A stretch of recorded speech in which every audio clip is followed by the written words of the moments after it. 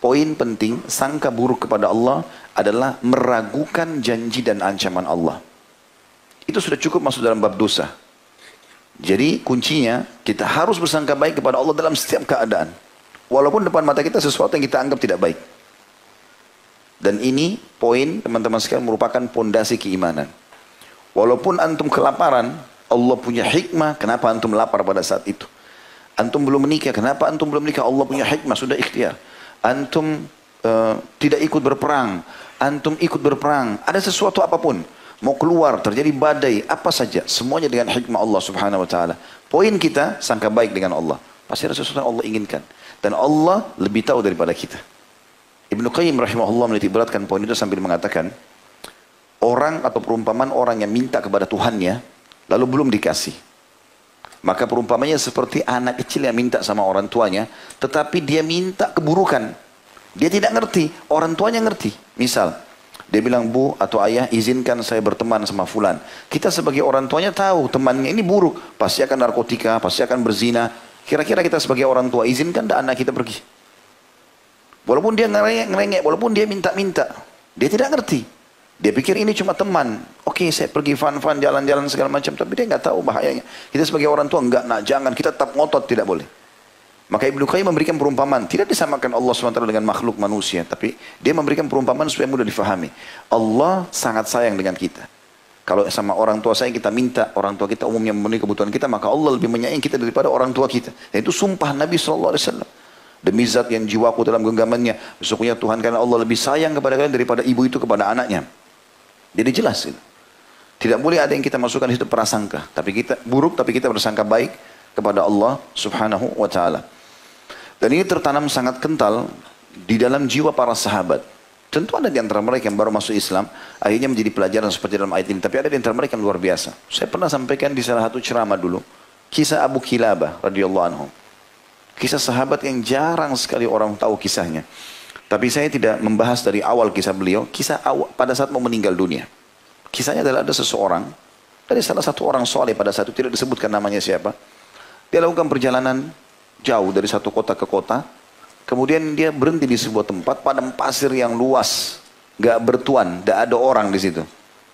Dia capek, dia haus, dia ingin mampir. Ada orang gak? Cari kira-kira gak ada. Sampai dia jalan-jalan temuin ada satu kemah rupanya. Dia pikir ini mungkin kemah orang Bedui, bisa dia mampir di situ. Dia mampir, dia ucapkan salam. Rupanya ada orang jawab salam dari dalam. Setelah dia salam, assalamualaikum, dia jawab waalaikumsalam. Kata. Dia bilang saya masuk, orang ini ceritakan. Dia bilang saya masuk di kemah itu. Begitu saya masuk di kemah itu, saya temukan ada orang yang belum pernah saya lihat ada orang separah itu. Kedua tangannya puntung, kedua kakinya puntung, kedua matanya buta. Tertidur di atas tanah, tikar sudah sangat tua, di padang pasir sendirian. Kemahnya pun sudah sangat tua. Kata dia, saya belum pernah melihat ada pemandangan seburuk itu. Lalu saya tanya, semoga Allah merahmatimu wahai hamba Allah. Kata orang ini kepada orang yang sakit tadi. Siapa anda ini? Gitu. Bagaimana bisa anda di tengah-tengah padang pasir ini? Maka dia bilang, saya salah satu dari hamba-hamba Allah. Gitu. Tidak penting kamu harus mengetahui siapa saya. Tapi saya butuh pertolongan. Bisa tolong saya, kata orang yang lumpuh itu. Kata orang ini, tentu saja, silahkan, suruh saja. Dia bilang, saya sudah bertahun-tahun tinggal berdua sama anak saya di kemah ini.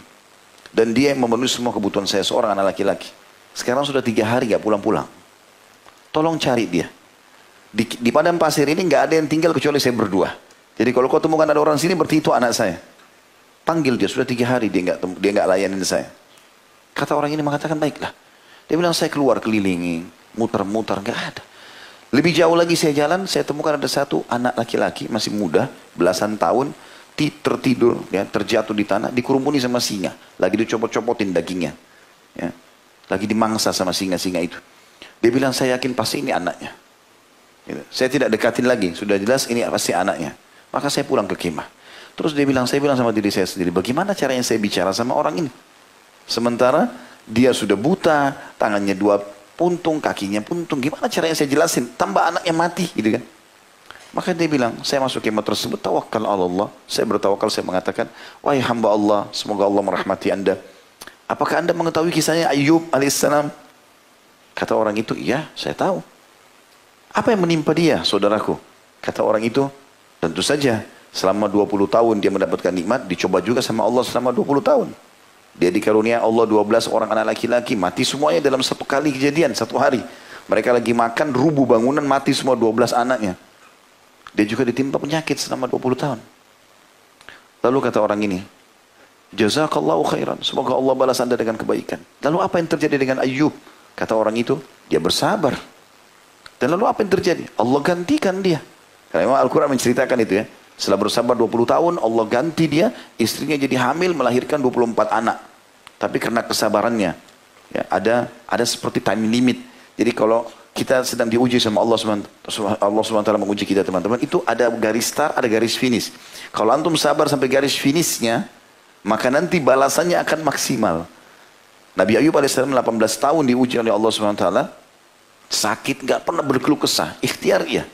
Sudah 18 tahun istrinya bilang, wahai Nabiullah, saya sedikit masuk kisah ini dulu, baru kita kembali nanti kisah itu. Dia bilang, wahai Nabi Allah, mohonlah kepada Allah Subhanahu Wa Taala untuk menyembuhkan anda supaya anda bisa berdakwah. Sekarang sudah sekian tahun, 18 tahun tidak berdakwah, tidak ada orang yang bisa mendekat, takut karena penyakit ini menular. Tidak usah minta anak lagi, tidak usah minta harta, karena dulunya dia kaya raya, anaknya juga 12 orang laki-laki semua. Kata Nabi Ayub AS kepada istrinya, berapa tahun dulu kita mendapatkan nikmat? Kata dia, istrinya bilang 20 tahun. Sekarang berapa tahun kita diuji? Kata istrinya 18 tahun. Dia hitung. Kata Nabi Ayub, saya masih malu minta sama Allah. Sabarnya luar biasa. Setelah 20 tahun pun Nabi Ayub masih mengucapkan kalimat Allah katakan dalam Al-Quran. Dia mengatakan, Rabbi anni massaniyad dur wa anta arhamur rahimin.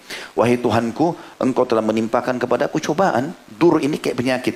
Tapi kau zat yang maha penyayang. Artinya seakan-akan dia mengatakan, ya Allah kalau kau sembuhin saya terima. Tidak sembuhin pun saya jalani. Pasrahnya luar biasa. Sampai ada dikenal dengan sabar Ayub.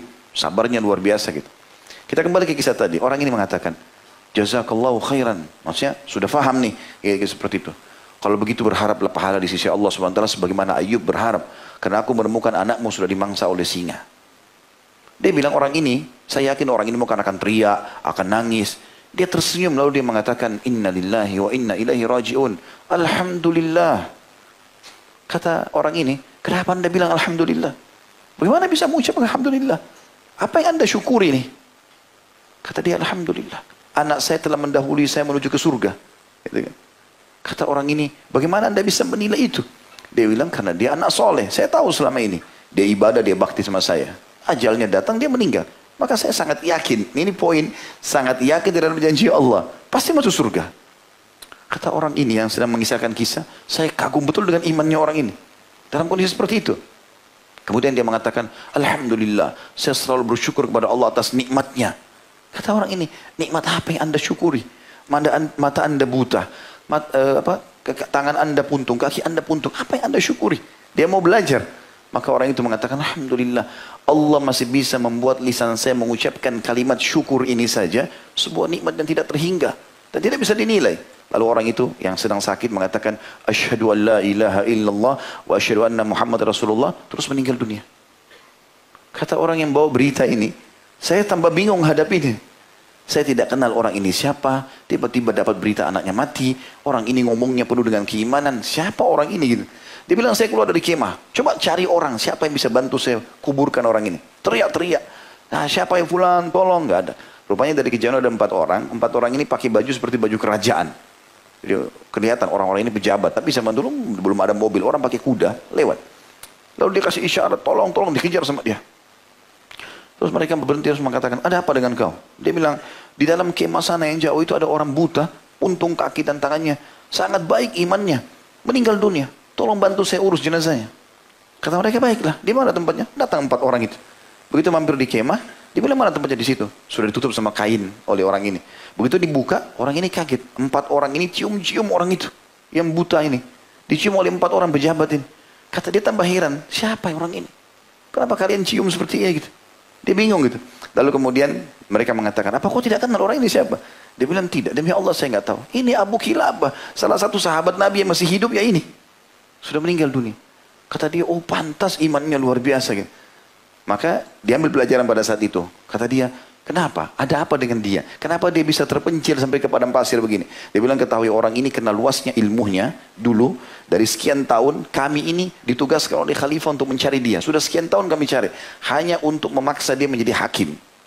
Tapi dia melarikan diri, tidak mau. Takut nanti kena hisab hari kiamat. maka diurus jenazah orang tersebut.